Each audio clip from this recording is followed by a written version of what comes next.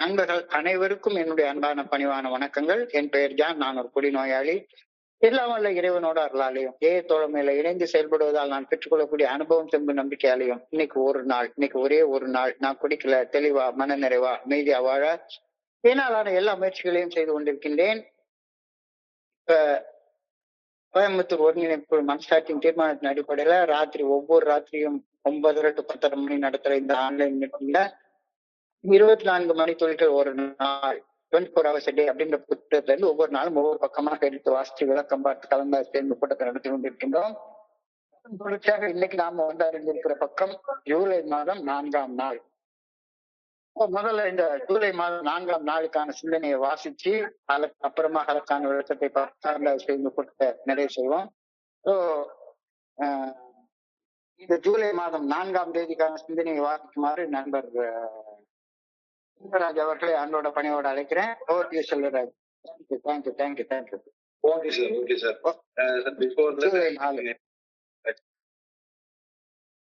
Sector note பண்ணிருக்கேன் sir. நண்பர்களுக்கு இதுக்கு தரங்கள் இல்லாம வரணுங்கிறதுக்காக.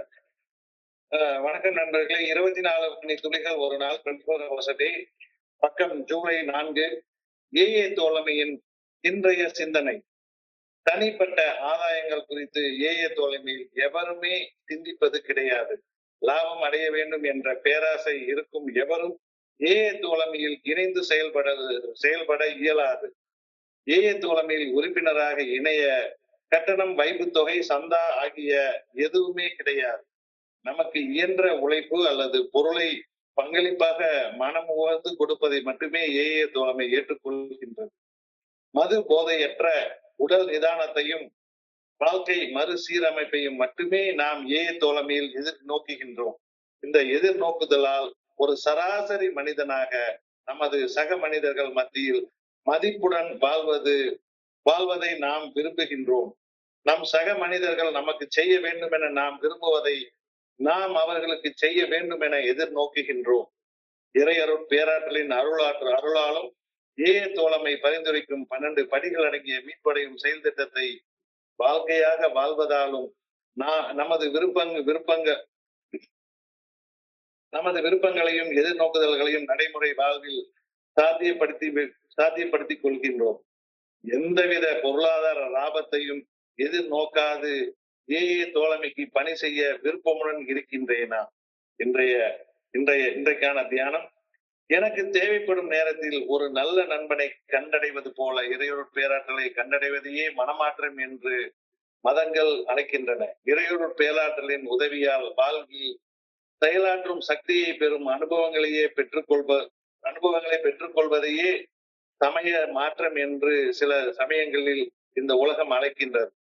இறையொருள் பேராற்றலை உற்ற நண்பனாக கொள்வதையே தூய்மை, புனிதம் என்ற இந்த உலகம் அழைக்கிறது. இறையொருள் பேராற்றல் எனது உற்ற நண்பனாக ஆகுகையில் நான் என்னுடன் வாழும் என் சக மனிதர்களுக்கு உற்ற நண்பனாக மாறுகின்றேன். உண்மையான நட்பை எனது சக மனிதர்களிடம் நான் அனுபவிக்கையில் இறையொருள் பேராற்றல் எனக்கு எவ்வளவு நெருக்கமான நண்பனாக இருக்க முடியும் என்பதை நம்பிக்கையின் கண்களால் காண்கின்றேன். இறையொருள் பேராற்றல் சோர்வின்றி உழைக்க வல்லது. இறையொருள் பேராற்றல் எல்லா தீமைகளையும் வெல்லும் ஆற்றல் பெற்றது. இறையொருள் பேராற்றல் அற்புதங்கள் செய்ய வல்ல உற்ற நண்பன் என்று உறுதியாக நம்புகின்றேன். அந்த உற்ற நண்பனின் உதவி கரத்தினை நேரடியாக எந்த நேரமும் நான் சென்றடைந்து பற்றி கொள்ள முடியும் எனவும் நம்புகின்றேன். இன்றைக்கான பிரார்த்தனை. இறையொருள் பேராற்றலை எனது மிகப்பெரிய நண்பனாக நினைத்து செயல்பட வேண்டும் என வேண்டுகின்றேன். இறையருள் பேராற்றலுடன் இணைந்து பயணிக்க வேண்டும் எனவும் வேண்டுகின்றேன். நன்றி சார். நன்றி செல்வராஜ். நண்பர்கள் அனைவருக்கும் மீண்டும் ஒரு முறை என்னுடைய அன்பான பணிவான வணக்கங்களை தெரிவித்துக் கொள்றேன். நான் ஒரு குடிநோயாளி. எல்லாம் இறைவனோட அருளாலையும் தோழமையில இணைந்து செயல்படுவதால் நான் பெற்றுக்கொள்ளக்கூடிய அனுபவம், தெம்பு, நம்பிக்கை ஆகியவற்றாலும் இன்னைக்கு ஒரே ஒரு நாள் நான் குடிக்கல, தெளிவா மன நிறைவா அமைதியா வாழ என்னாலான எல்லா முயற்சிகளையும் செய்து கொண்டு இருக்கின்றேன். நம்ம ஏஏ தோழமையுடைய அடிப்படை கொள்கைகள்ல ஒண்ணு, ஏஏ தோழமை எப்பொழுதுமே எந்த நேரத்திலையுமே தனிப்பட்ட லாபம், தனிப்பட்ட புகழ், தனிப்பட்ட வகையில ஆஸ்தி, அந்தஸ்து, கௌரவம் ஆகியவற்றை நாடி செயல்படக்கூடாது அப்படின்றது நம்மளுடைய ஒரு தனிப்பட்ட கொள்கை. மரபு வழிப்படி அறியப்பட்ட 6வது 7வது கோட்பாடுகள்ல இது வந்து விளக்கமாக தெளிவாக சொல்லப்பட்டிருக்கிறது. ரொம்ப முக்கியமானது. தோழமையின் அடிப்படை கொள்கை. நாம என்ன செயல் செஞ்சாலும் அந்த செயல் செய்யறதுக்காக தனிப்பட்ட லாபம், தனிப்பட்ட வகையில நமக்கு புகழ் கிடைக்கணும், ஆஸ்தி கிடைக்கணும், அந்தஸ்து கிடைக்கணும், கௌரவம் கிடைக்கணும் அப்படின்னு அந்த நோக்கத்திற்காக நாம அந்த செயலை செய்யக்கூடாது. தோழமை என்பது மது உபயோகிக்கும் பழக்க அடிமைத்தன கோளாறு என்ற குடி நோயால் அவதிப்படும் மனிதர்களுக்கு மது போதையற்ற உடல் நிதானத்தையும் அதனையும் கடந்த மன தெளிவுடனான வாழ்க்கையும் வாழ்வதற்காக அனுபவத்தில் அறியப்பட்ட ஒரு செயல் திட்டத்தை ஒன்றிணைத்து செயல்படும் நண்பர்கள் அடங்கிய ஒரு தோழமையாகும். ஸோ இந்த டெபினிஷனை கொஞ்சம் ஆழமா யோசிச்சு பாருங்க. ஃபெலோஷிப் அப்படின்றது குடி நோய் அப்படின்ற கோளாறால பாதிக்கப்பட்ட மனிதர்கள் எல்லாம் ஒன்னா சேர்ந்து குடிநோய் பாதிப்புகள்ல இருந்து மீட்படைவதற்காக அவங்க கண்டுபிடிச்ச இந்த 12 படிகள் அடங்கிய மீட்புடைய செயல் திட்டத்தை வாழ்க்கையாக வாழ்வதற்காக ஒன்றிணையக்கூடிய நண்பர்களின் தோழமை. சும்மா பொழுதுபோக்குறதுக்காகவோ வேற எந்த நோக்கத்துக்காக கிடையாது. ஒரே ஒரு நோக்கம், நம்ம எல்லாரும் குடிநோய் பாதிப்புகள்ல இருந்து மீட்படைவதற்காக நாம ஒரு வழியை கண்டுபிடிச்சிருக்கோம். அந்த வழியை ஃபாலோ பண்ற நண்பர்களுடைய தோழமை குழுமம் தான் ஃபெலோஷிப், தோழமை அப்படிங்கிறது தெளிவாக சொல்லப்பட்டிருக்கிறது. சோ இதுல இந்த ஒரு நோக்கத்தை தவிர வேற நோக்கமே கிடையாது. வணிகமயமான நோக்கங்கள், some commercial motives, commercial purposes, வணிகமயமான எந்த சிறு நடவடிக்கைகள் கூட இங்க கிடையவே கிடையாது. கையில பணம் வச்சிருக்கவே மாட்டோம். கையில பணம் வச்சிருக்கவே மாட்டோம். கையில பணம் வச்சிருக்காததால நிதி சுரண்டல் அப்படின்றதுக்கு வாய்ப்பே கிடையாது. சின்னதான திருட முடியும். கையில பணமே இல்லைன்னா, மாடியில கனம் இல்லைன்னா வழியில பயமே இல்லை. நிதி வச்சிருந்தாதானே நிதி சுரண்டலை பத்தி யோசிக்கணும். நிதியே நம்ம வச்சுக்கல, அதனால நிதி சுரண்டல் என்ற பிரச்சனையே நம்ம கிட்ட உருவாகாது. தன்னார்வ பங்களிப்புகள், வாலண்டரி கான்ட்ரிபியூஷன். எல்லாருமே மனம் வந்து வாலண்டரியாக அதான், யாரும் யாருக்கும் எந்த கட்டளையும் கொடுக்கவே முடியாது. தன்னார்வ பங்களிப்புகள், வாலண்டரி கான்ட்ரிபியூஷன். இதைத்தான் மரபு வழி அறியப்பட்ட அந்த 7வது கோட்பாடுல சுய சார்புடன் இயங்குகின்றோம் அப்படின்னு சொல்றோம். நாம தோழமையில வந்து குடிநோயை பத்தி ஒரு டாக்டர், ஒரு சைக்காலஜி டாக்டர்கிட்ட கொடுத்து நீங்க பேச சொன்னீங்கன்னு வைங்களேன். இப்ப நீங்க நான் இப்ப கவர்மெண்ட் ஹாஸ்பிட்டல்ல ஒரு மீட்டிங் நடக்க போவோம். அந்த கவர்மெண்ட் ஆஸ்பத்திரியில உள்ள டாக்டர், அவர் வந்து ரொம்ப சீனியர் டாக்டர், சைக்காட்ரி படிச்சுட்டாரு.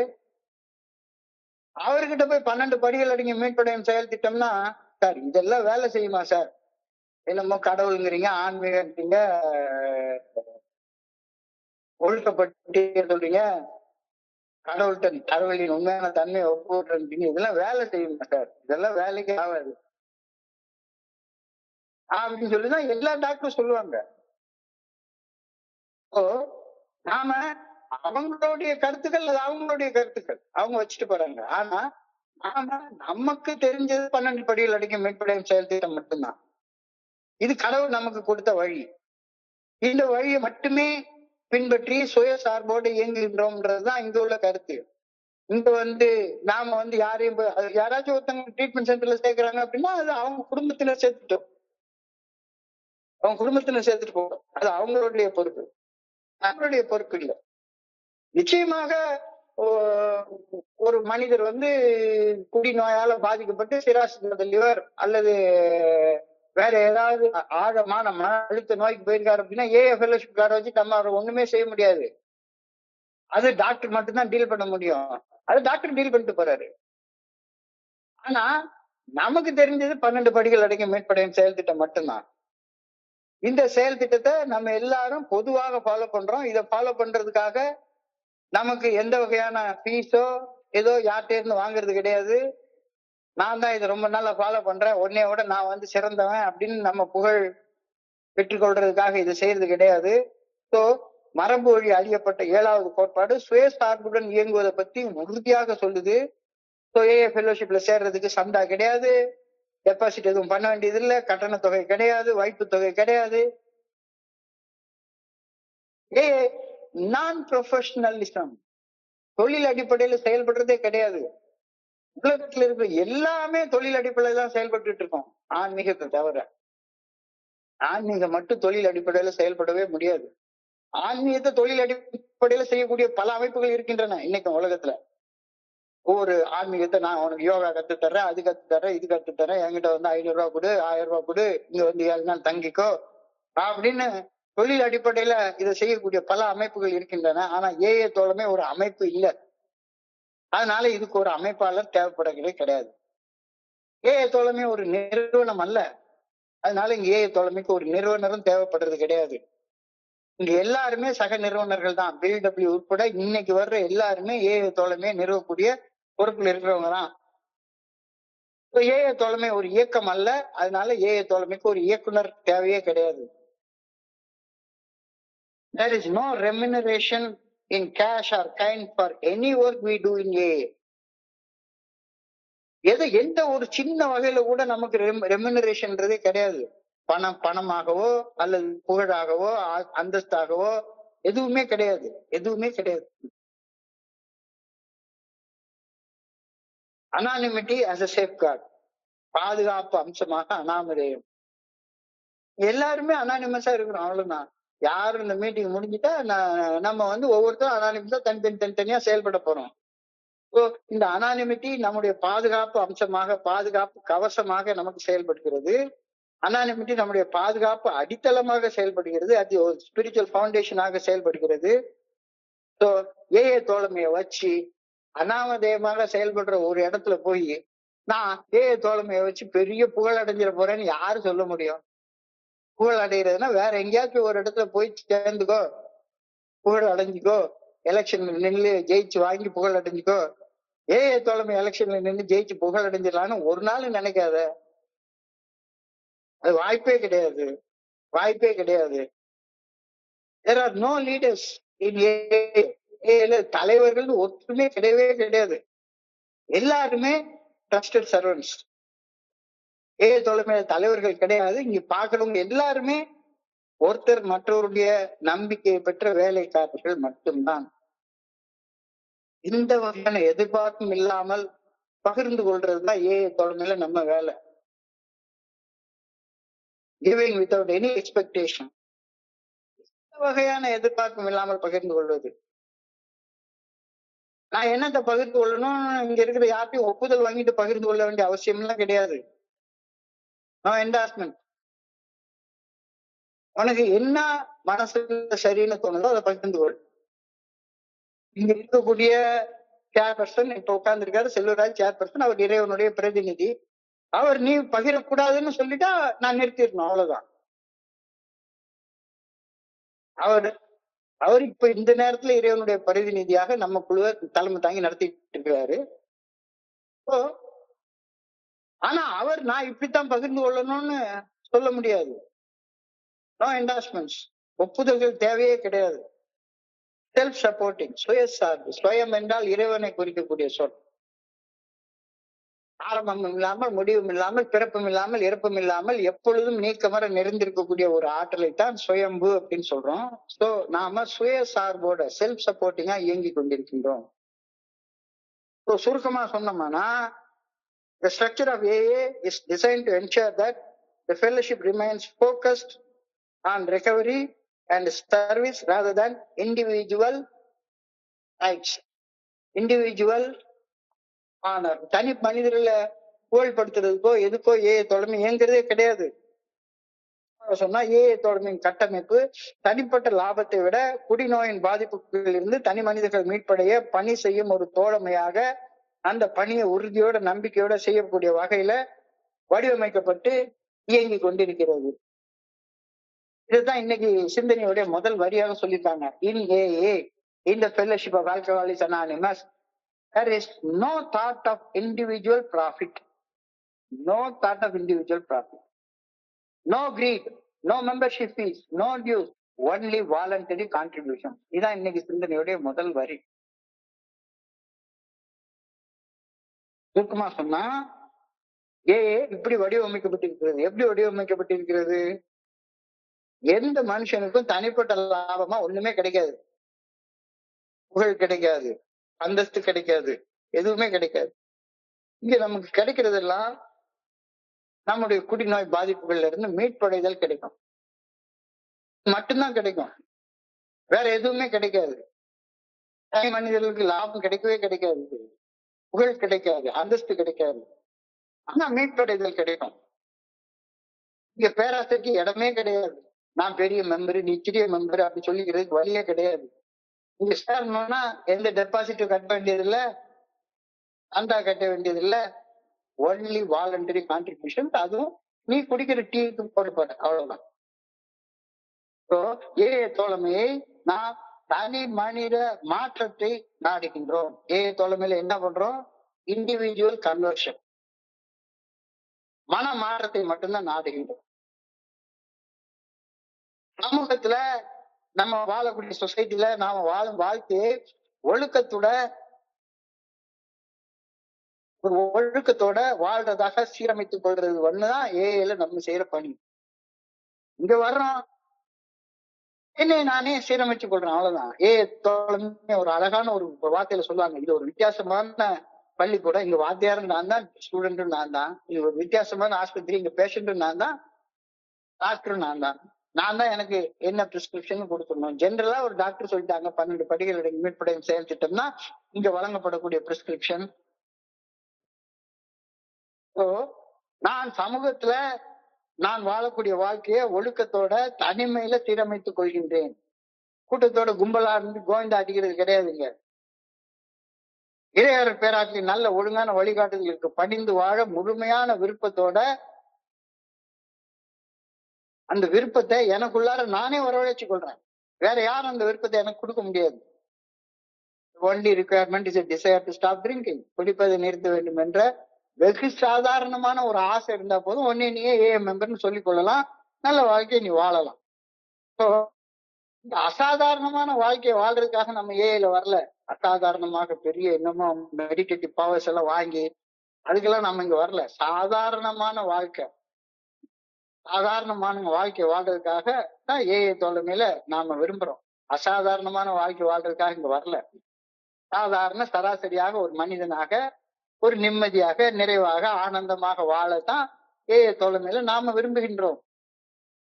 நம்மை பிறர் எவ்வாறு நடத்த வேண்டும் என்று விரும்புகின்றோமோ அவ்வாறு நாம அவங்களை நடத்துறதுக்கு ஏஐ தோழமையில நாம கத்துக்கிறோம்.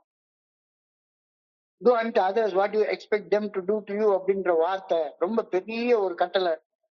அடுத்தவங்க எப்படி என்னைய நடத்தணும்னு நான் விரும்புறேனோ அந்த வகையில அடுத்தவங்களை நான் நடத்தணும் அப்படின்ற மிகப்பெரிய கட்டளையை ஏஐ தலைமையில நான் புரிஞ்சு கொள்றதுனால ஏஐ ஃபெலோஷிப்ல வந்ததுக்கு அப்புறம் ஒவ்வொரு நாளும் என்னுடைய வாழ்க்கை ரீஜெனரேட் ஆகிட்டே இருக்குது. புத்துயிர் பெற்ற வண்ணம் இருந்துகிட்டே இருக்குது. ரீஜெனரேஷன் அப்படின்னா புத்துயிர் பெற்ற வாழ்க்கையை வாழ ஆரம்பிக்கிறேன் ஒவ்வொரு நாளும். ஃபெலோஷிப்குள்ளார வர்றதுக்கு முன்னாலே என் வாழ்க்கைக்கு மதிப்பு கிடையாது, மரியாதை கிடையாது. எவனுமே என்ன ஒரு மனுஷனா கூட மதிக்க மாட்டான். ஆனா இப்ப மதிப்பு இல்லாத ஒரு வாழ்க்கை மதிப்பு மிக்க ஒரு மரியாதையோடு வாழக்கூடிய வாழ்க்கையாக மாற்றம் அடைகிறது. Respectable life. தோழமையில முன்னால வர்றப்ப எனக்கு என்ன தவிர வேற யாருடைய நலனை பத்தி அக்கறையே இருக்காது.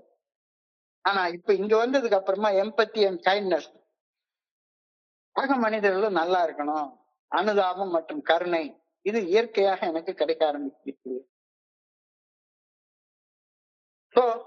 தோழமையில இன்னொரு அனுதாபம் என்னன்னா, எனக்கு ஹோப் எப்பவுமே புதுப்பிக்கப்பட்டு கொண்டே இருக்கின்றது.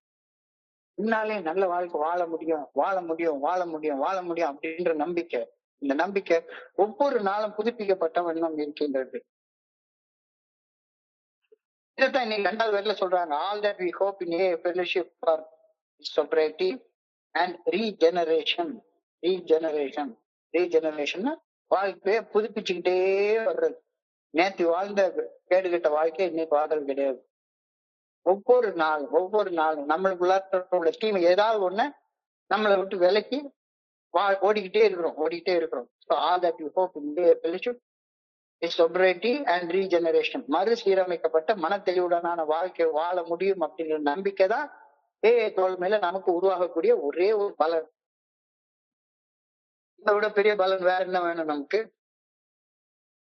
ஏஐ தோழமையில we soberly live a disciplined life. We live normally and we live respectably. We live a regenerating life. We live normally and we live respectably. சாதாரணமான ஒரு கிறுக்குத்தனமான வாழ்க்கை வாழ்றதுல இருந்து சாதாரணமான வாழ்க்கை, மரியாதை இல்லாம வாழ்ந்துட்டுறதுல இருந்து மரியாதையான ஒரு வாழ்க்கை வாழ ஆரம்பிக்கிறது. தோழமையில நம்முடைய சக நண்பர்கள் நமக்கு என்ன செய்ய வேண்டும் என்று நாம் விரும்புகின்றோமோ அதை நம் சக நண்பர்களுக்கு நாம் செய்து வாழ்கின்றோம். உண்மையிலேயே நான் கவர்மெண்ட்ல வேலை பார்க்குறப்ப ஃபர்ஸ்ட் ஆஃப் ஆல் அப்படியே நான் நடந்து போயிட்டு எல்லாரும் எனக்கு குட் மார்னிங் வைக்கணும், நான் திருப்பி குட் மார்னிங் வைக்கணும் அப்படின்னு நினைப்பேன். ஸோ அடுத்தவங்க உனக்கு குட் மார்னிங் வைக்கணும் அப்படின்னு நினைச்சேன்னா நீ முதல்ல அவங்களுக்கு ஒரு குட் மார்னிங் வச்சுட்டு தானே கிடைச்சிட போகுது. உள்ள அகங்காரம் தான் அவன் முதல்ல சொல்லணும், நான் பெரிய ஆளு, நான் சீனியரு, எனக்கு எல்லாம் தெரியும், எனக்கு அவர் முதல்ல சொல்லணும் அப்படின்னு சொல்லணும். எங்க போனாலும் சரிப்பா, அடுத்தவங்க உனக்கு என்ன செய்யணும்னு நீ எதிர்பார்க்கிறியோ அத அவங்களுக்கு நீ முதல்ல செய்யும். அடுத்தவங்க உனக்கு மரியாதை கொடுக்கணும் அப்படின்னு நீ எதிர்பார்க்கிறேன்னா நீ அந்த மரியாதை அவங்களுக்கு முதல்ல கொடுத்துரு, தானா உனக்கு மரியாதை திருப்பி கிடைக்க போகுது. ஏஐ தோழமையில் நம் சக நண்பர்கள் நமக்கு என்ன செய்ய வேண்டும் என்று நாம் விரும்புகின்றோமோ அதை நாம் சக மனிதர்களுக்கு செய்து வாழ்கின்றோம். ஏஐ தோழமையில் ஒருவர் மற்றவருக்கு ஆதரவாக வாழ முயற்சிக்கின்றோம். அந்த முயற்சியில் மேற்சொன்னவை எல்லாமே தானாக நடக்க ஆரம்பிக்குது.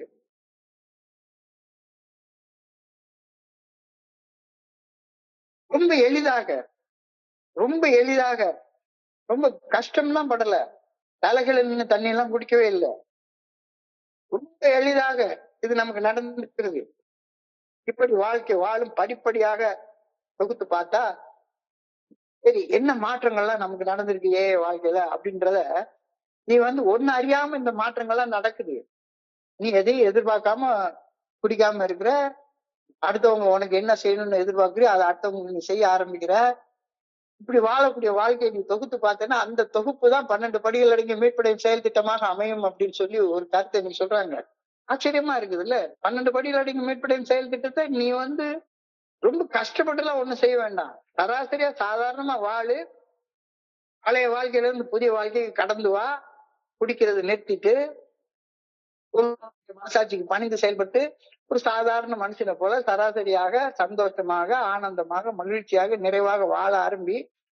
அப்ப உன்னுடைய வாழ்க்கையில நடந்த மாற்றங்களை நீ தொகுத்து பார்த்தீங்கன்னா அந்த தொகுப்பு தான் 12 படிகள் அடங்கிய மீட்படையும் செயல் திட்டமாக இருக்கும் அப்படின்னு சொல்லி சொல்றாங்க. இந்த 12 படிகள் அடங்கிய மீட்படையும் செயல் திட்டத்தை வாழ்க்கையாக வாழ்வதற்கு நீ விரும்புறியா? Are you willing?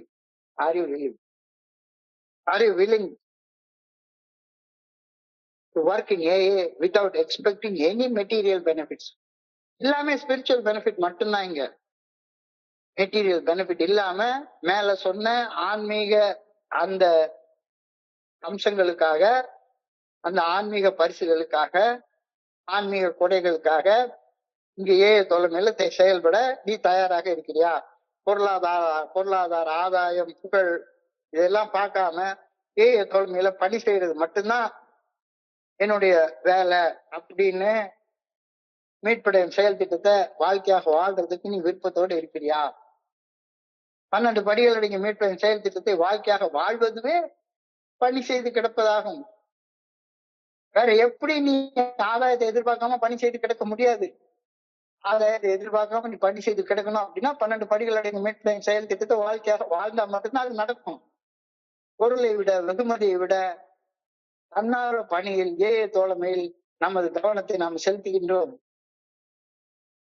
பிறருக்கு பணி செய்து கிடப்பதன் மூலமாக நமது மது உபயோக பழக்க அடிமைத்தன கோளாறின் பாதிப்புகளில் இருந்து, குடிநோயின் பாதிப்புகளில் இருந்து கொஞ்சம் கொஞ்சமா கொஞ்சம் கொஞ்சமா நம்ம மீட்படைஞ்சு வந்துகிட்டே இருக்கோம். இது எதனால நடக்குது? பணத்தை எதிர்பார்க்காம வாலண்டரி சர்வீஸ், தன்னார்வ பணி செய்து கிடப்பதனால, தன்னார்வ சேவை வாலண்டரி சர்வீஸ்னால நடக்குது. இந்த வாலண்டரி சர்வீஸுக்கு யாரும் பணம் எல்லாம் கொடுக்க மாட்டாங்க. ஆனா நம்மளுடைய ஸ்பிரிச்சுவல் பேங்க் அக்கௌண்ட்ல ஏகப்பட்ட கிரெடிட் ஆயிட்டே இருக்கும். என்ன சேவை செய்யணும், அதோடைய நோக்கம் என்ன அப்படின்றது தெரியுது, தெளிவா தெரியுது. சேவை செய்யறதுடைய நோக்கம், பணி செய்து கிடப்பது நோக்கம் பொருளாதார பலன்கள் இல்ல, புகழ் இல்ல, அந்தஸ்து இல்ல, ஆஸ்தி இல்ல, மாறாக ஆன்மீக முன்னேற்றத்தை நோக்கி முன்னேறது மட்டும்தான்.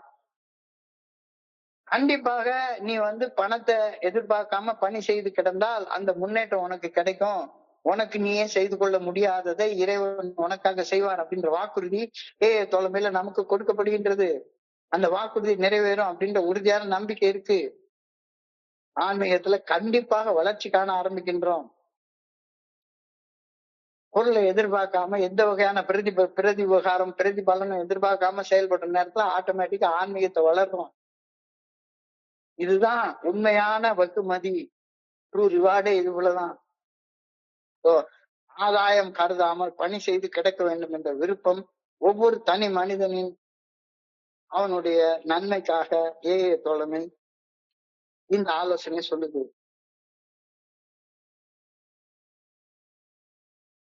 ஆதாயம் கருதாமல் பணி செய்து கிடக்க வேண்டும் என்ற விருப்பம் ஒவ்வொரு தனி மனிதனின் தியானமாக இருக்க வேண்டும் என்று தோழமை கூறுகின்றது. எந்த வகையான பெனிஃபிட் எனக்கு வேண்டாம், எந்த பெனிஃபிட் வேண்டாம். எனக்கு ஆன்மீகத்துல ஒரு இன்ச்சு நான் இன்னைக்கு முன்னேறினா போதும், வேற எதுவுமே எனக்கு தேவையில்லை. ஃபெலோஷிப்ல வேற எதுவுமே கிடைக்கவும் செய்யாது. நீ எவ்வளவு போராடி பார்த்தாலும் உனக்கு ஆஸ்தி கிடைக்காது, அந்தஸ்து கிடைக்காது, புகழ் கிடைக்காது, எதுவுமே கிடைக்காது. Am I willing to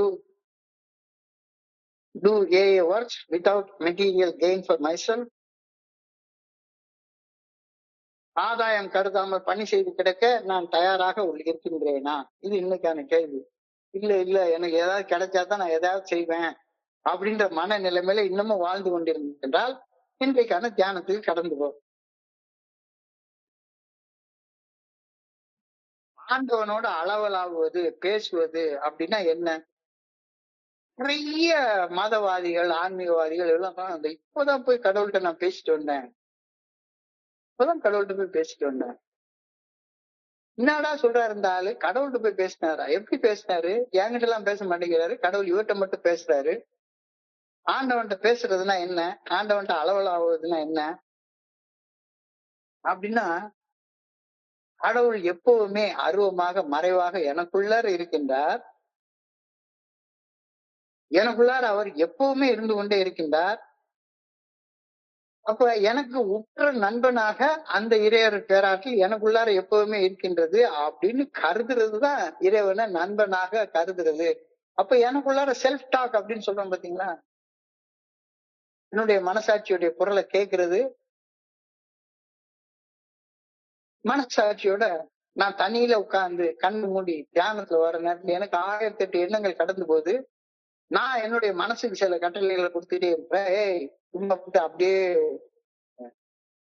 பல பாஞ்சிட்டு கிடக்காத, கவனத்தை உன்னுடைய சுவாசத்துல செலுத்து, உன்னுடைய இதய துடிப்பு கவனி, உடம்புல இறைவன் எப்படி இயங்கிட்டு பாரு அப்படின்னு மனசாட்சி சொல்லுது.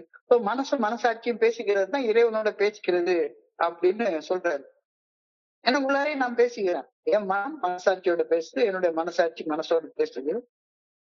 உண்மையான நம்பிக்கை என்பது வெறும் மத சடங்குகள்ல பின்பற்றுறதுல இல்லவே இல்லை. இறைவர் பேராற்றிடமிருந்து வலிமையை பெற்று அதை நடைமுறையில பெற்றுக்கொள்வத, அதைத்தான் இறைவனோட நண்பனாக வைத்துக் கொள்வது அப்படின்ற கருத்தை இன்னைக்கு தியானத்துடைய முதல் வரியாக சொல்லியிருக்காங்க. இதுதான் மன மாற்றம் அப்படின்றாங்க. மத மாற்றம்னா எதுவுமே தேவையில்லை. மனம் மாறலைன்னா எந்த மதத்துல போனாலும் நீ அதே மாதிரிதான் இருக்க போற. மனசு மாறலைன்னா எந்த மதத்துல போனாலும் சரிதான். இந்த மதத்துல ஒரு வகையா பிரார்த்திக்க சொல்லுவாங்க, இந்த மதத்துல ஏதாவது ஒரு வகையான சடங்கு சம்பிரதாயம் சொல்லுவாங்க, அந்த மதத்துல வேற மாதிரி சொல்லுவாங்க. மனம் மாறலைன்னா மதம் மாற்றத்தால எந்த பிரயோஜனமும் கிடையவே கிடையாது. ஆனா மனம் மாறிடுச்சு அப்படின்னா அதுக்கு பேர் தான் மன மாற்றம். அதுக்கு பேர் தான் நீ ஸ்பிரிச்சுவலா மாறுறதுன்னு அர்த்தம். ஸோ நேச்சர் ஆஃப் கன்வர்ஷன் அது என்னன்றதை புரிஞ்சுக்கோ. மன மாற்றம். Friendship over formality. அது கடவுள் என்னுடைய ஃப்ரெண்டு. எப்பவுமே எனக்குள்ளார இருக்காரு. என் கூட பேசிக்கிட்டே இருக்கிறார். என் கூட எப்பவுமே இருக்கிறார். என் கூட மனசாட்சி மூலமாக டே இதை செய்டா, இது செய்யாதடா, இதை செய்டா, இதை செய்யாதடா அப்படின்னு எனக்கு எப்பவுமே மனசாட்சி ஒரு ஆலோசனை கொடுத்துக்கிட்டே இருக்குது. ஆனா அதை நான் கண்டுக்காம வெறுமன மனம் போன போக்குல வாழ்றதுனாலதான் எனக்குள்ளார பிரச்சனைகள் எல்லாம் நான் உருவாக்கி கொள்றேன். ஸோ கடவுள் எங்கேயோ இருக்கிறாரு. அவருக்கு நம்ம சாப்பாடு கொடுக்கணும், அவருக்கு கல்யாணம் பண்ணி வைக்கணும், அவருக்கு ஃபர்ஸ்ட் நைட் பண்ணி வைக்கணும், அவரை தூங்க வைக்கணும், அவருக்கு பள்ளி எழுச்சி பண்ணணும் அப்படின்ற அந்த சம்பிரதாயத்தை காட்டிலும் கடவுள் எனக்குள்ளாரே இருக்கிறாரு. நான் நல்ல சாப்பாடு தான் சாப்பிடணும், டைமுக்கு தூங்கணும், நல்ல சிந்தனைகளை மட்டும்தான் சிந்திக்கணும் அப்படின்னு சம்பிரதாயத்தை காட்டிலும் ஆன்மீக மனப்பான்மை. Friendship over personality, friendship over formality. அன்பே சிவம், அன்பே சிவம். இதை நான் புரிஞ்சு கொண்டுட்டா ரொம்ப நல்லா இருக்கும் அப்படின்னு சொல்றாங்க. இதுதான் உண்மையான பிரார்த்தனைன்னு சொல்றாரு. உண்மையான பிரார்த்தனை சும்மா ஏதோ யாரோ சொல்லி கொடுத்த வார்த்தைகளை சொல்லி பிரார்த்தனை பண்ண வேண்டிய அவசியமே இல்லை. இறைவா எங்களுக்கு மாற்ற முடியாது, மனப்பக்குவத்தை மாற்றக்கூடிய அது இல்லை பிரார்த்தனை. பிரார்த்தனை என்பது ஒரு conversation with your conscience. Prayer as conversation. உன் மொழியில நீயே பேசிக்கோ, உனக்குள்ளார பேசிக்கோ. எதை செய்யணும், எதை செய்யக்கூடாது, எப்படி இருக்கணும், எப்படி இருக்கக்கூடாது அப்படின்றது உனக்குள்ளாரே நீயே பேசி ஒரு முடிவு வா. அனுபவபூர்வமாக நம்பு. குடி நோய்ன்றதை யாரும் சொல்லிக்கலாம், நீ நம்ப வேண்டாம். உன்னுடைய சொந்த அனுபவத்தை பின்னோக்கி பார்த்து நீ நம்பு. அனுபவபூர்வமாக நம்பு. What is sometimes called a conversation by religion is often only a discovery that God is your friend. God is your friend. இறைவன் எனக்கு நண்பன் அப்படின்ற அந்த புரிதலை வளர்க்கறது தான் உண்மையான பிரார்த்தனை, உண்மையான கான்வர்சேஷன். ஒரு ஃப்ரெண்டுக்கு எப்படி பேசுவோமோ அது மாதிரி உன்னுடைய கான்சியன்ஸோட பேசு. டேய் டேய் டேய் டேய் எப்ப பார்த்தாலும் இப்படியே இருக்குடா, எனக்கு போர் அடிக்குது, கொஞ்ச நேரம் அப்படியே ஒரு கதவை கூட்டி எடுத்துட்டு ஒரு போன் பிக்சர் பாத்துக்கலாமான்னு மனசு சொல்லணும். மனசாட்சியில டேய் டேய் டேய் பார்த்து நேரத்துக்கு எவ்வளவு தூரத்துக்கு வீணா போனேன், அது உனக்கு அதை செய்யாதடான்னு சொல்லுவோம். மனசாட்சியோட பேச பழகிக்கும். அது பேர் தான் பிரார்த்தனை. மனம் குழப்பமடைந்து கலங்கி இருக்கும் நேரத்துல நமக்கு ஒரு நல்ல ஒழுங்கான வழிகாட்டும் நண்பனாக இறையவர் பேராற்றலை கருதுவதையே மனமாற்றம் என்று பெரிய பெரிய பெரிய பெரிய பெரிய ஆன்மீகவாதிகள் எல்லாம் சொல்லிட்டு வச்சிருக்காங்க. மறுபடியும் உங்களுக்கு சொல்றேன், மனம் குழப்பமடைந்து கலங்கி போய் இருக்கக்கூடிய நேரங்கள்ல நமக்கு ஒரு நல்ல ஒழுங்கான வழிகாட்டும் நண்பனாக இறையவர் பேராற்றலை கருதுவதையே மனமாற்றம் என்று எல்லா சமயங்களும் அழைக்கின்றன. சமயங்கள்னா யாரு? எல்லா ரிலிஜனும், எந்த ரிலிஜனை வேணா இருந்துட்டு போட்டோம். மனம் குழப்பமடைந்து கலங்கி போயிருக்கும் நேரத்துல நமக்கு ஒரு நல்ல ஒழுங்கான காட்டும் நண்பனாக கடவுள் இருக்கின்றார் அப்படின்ற எல்லா மதங்களும் நமக்கு சொல்லுது. அதுதான் ஆன்மீகம். மதத்தை, சமயத்தை, சடங்குகள், சம்பிரதாயங்கள், கோட்பாடுகள், விதிகள் ஆகியன மூலமாக ஒரு நிறுவனமாகவோ ஒரு அமைப்பாகவோ பார்க்கும் நம்பிக்கை அது உலகத்துல உள்ள நிறைய இடங்கள்ல இருக்கு. ஆனா இறையர் பேராற்றலை நேரடியாக அனுபவிக்கும் உணர்வுக்கு ஆன்மீக பயணம் நம்மளை இட்டுட்டு போகுது. அதான் இந்த 12 படிகள் அடங்கி மீட்படையும் செயல்திட்டம். இந்த வழிமுறைகளை பின்பற்றுவதன் பலனாக கடவுள் எனக்குள்ளார மறைவாக இருந்து என்னை இயக்குகின்றார் அப்படின்ற உண்மையை உணரக்கூடிய அந்த இறை அனுபவத்தை கொடுக்கக்கூடிய ரெண்டு இடையில எவ்வளவு பெரிய வேறுபாடு இருக்கு பாருங்க. இவ்வளவு பெரிய வேறுபாடு இருக்கு. ஒரு சமயம், ஒரு சடங்கு, ஒரு சம்பிரதாயம், ஒரு கோட்பாடு, ஒரு விதி வச்சுட்டு ஞாயிற்றுக்கிழமை தோறும் கோயிலுக்கு போகணும், இல்லாட்டி போனா அது பாவம். நீ சம்பாதிக்கிற பணத்துல 10% கடவுள் கொடுத்துட்டோம், இல்லாட்டி போனா பாவம். அது எல்லாத்தையும் சடங்கு சம்பிரதாயமாக்கினா இறைவனை உணர்வு பூர்வமாக எப்படி உணர்றது? So, இந்த ரெண்டுக்கு இடையில உள்ள வேறுபாடு, அதாவது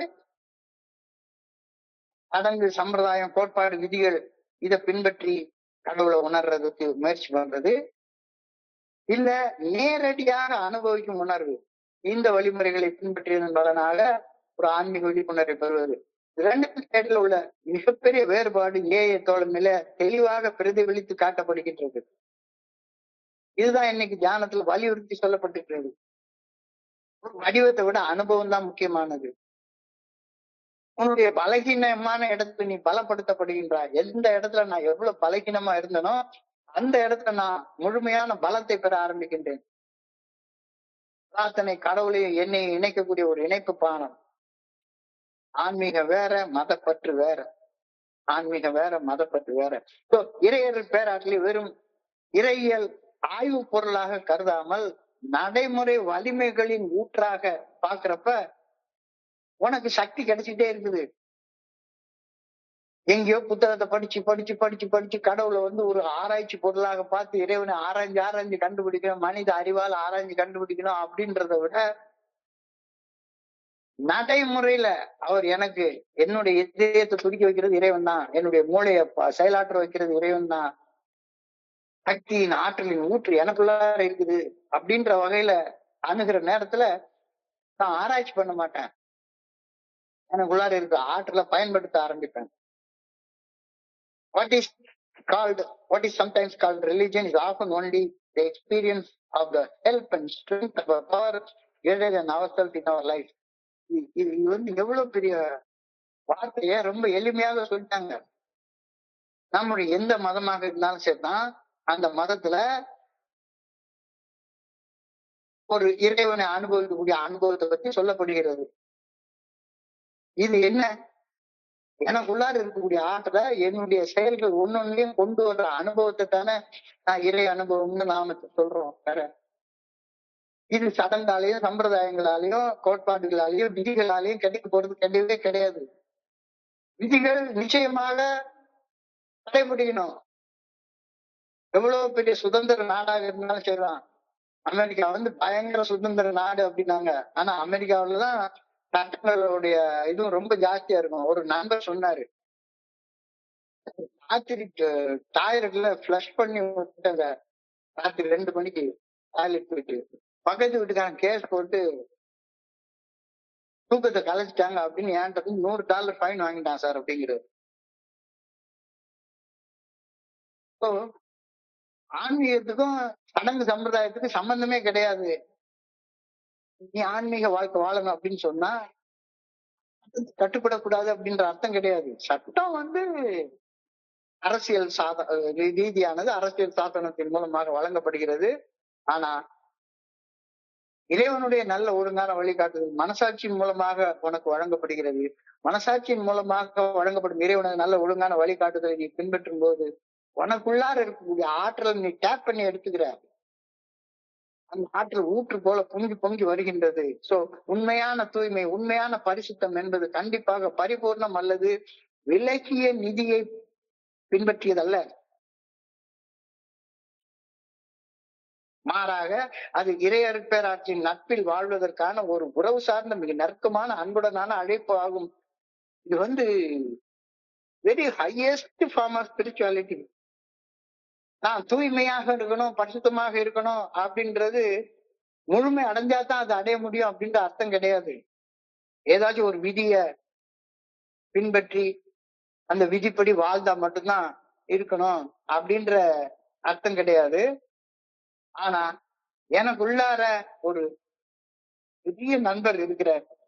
பெரிய நண்பர் என் கூட பேசுறாரு, மனசாட்சியின் மூலமாக பேசுறாரு. மனசாட்சியின் குரலை கேட்கக்கூடியது தியானம் பண்ணாதவங்களுக்கு அந்த குரலை கேட்கிற பாக்கியம் கிடைக்கவே கிடைக்காது. 2 இடையில எப்பவுமே ஒரு சண்டை நடந்துட்டே இருக்கும். மகாபாரத யுத்தம், குருஷேத்திர யுத்தம் மாதிரி இந்த உடம்புல நன்மைக்கு தீமைக்கு இடையில ஒரு சண்டை நடந்துட்டே இருக்கும். இது எப்ப மனம் மனசாட்சியின் குரலுக்கு பணியை கத்துக்க ஆரம்பிக்குதோ அப்ப உண்மையான தூய்மை வர ஆரம்பிச்சிருக்கு. உண்மையான தூய்மையும் உண்மையான பரிசுத்தமும் எப்ப வருது?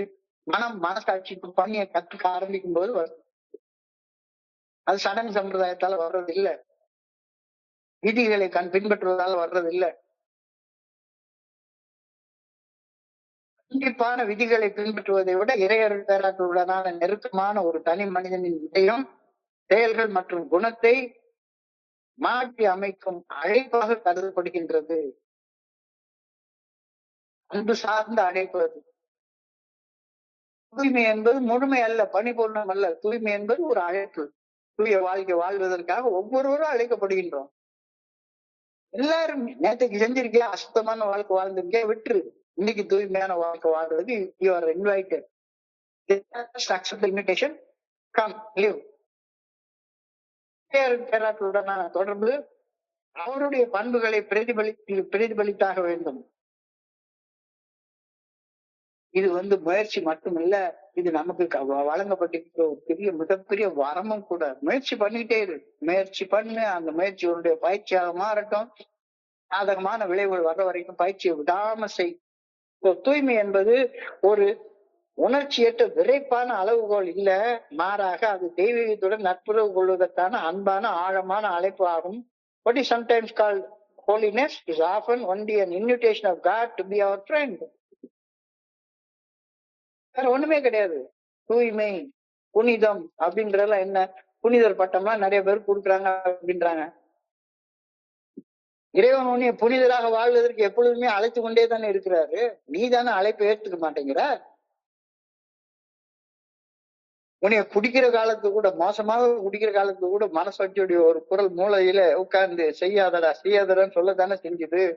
So what is sometimes called holiness is often only an invitation of God to be our friend. நீ ஃப்ரெண்ட்ஷிப்பை ஏற்றுக்கொள்ளலைன்னா கடவுள் என்ன செய்வாரு? இறையருள் பேராற்றுடன் அன்புடனான நட்புறவு கொண்ட பிறகு இறையருள் பேராற்றின் படைப்பு அனைத்தையும் அதே நட்புறவோட நாம பார்க்க ஆரம்பிப்போம். கடவுளை உன்னுடைய ஃப்ரெண்ட் ஆக்கிட்டேன்னா அவர் படைச்ச படைப்பு எல்லாம் உன்னுடைய ஃப்ரெண்டாக மாறிடும். இறையருள் பேராற்றுடனான உள்ளார்ந்த தொடர்பு மட்டுமே அன்புடனான அனுபவத்தை ஒரு தனி மனுஷனுக்கு கொடுக்கும். We experience true human friendship and true experience by the imagination of a great friend of God within us. அந்த கடவுள், அந்த குட் ஆர்டர்லி டைரக்ஷன், சோர்வு அடையாதவர், டயர்லெஸ். அவர் தன்னலம் தன்மனைப்பு இல்லாதவர், செல்ஃப்லெஸ். அவர் ஆல் கான்கரிங். எந்த வகையான கஷ்டத்தையும் மேற்கொள்ளக்கூடிய ஆற்றல் எனக்குள்ளா இருக்கக்கூடிய கடவுளுக்கு உண்டு.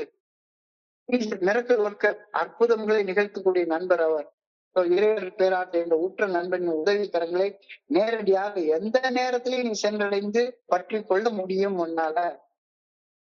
We can reach out God as a great friend figuratively and take his hand at any time.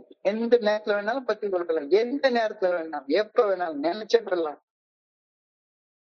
ரொம்ப அழகான ஒரு கருத்து சொல்லப்பட்டிருக்கிறதுல. So I pray that I may think of God as a great friend indeed. இறையருள் பேராற்றலை எனது மிகப்பெரிய நண்பனாக நினைத்து செயல்பட வேண்டும் என வேண்டுகின்றேன். I pray that I may go along with him. அவரோடு இணைந்து கைகோர்த்து பயணிக்க வேண்டும் என நான் வேண்டுகிறேன் அப்படின்ற கருத்தை சொல்லியிருக்காங்க. ஸோ இன்றைய சிந்தனைய சுருக்கமாக தொகுத்து பார்த்தோம்னா, தோழமையில நம்ம செய்யக்கூடிய செயல்கள் எதுவுக்கும் மெட்டீரியல் பெனிஃபிட்ஸ் கிடையவே கிடையவே கிடையவே கிடையாது.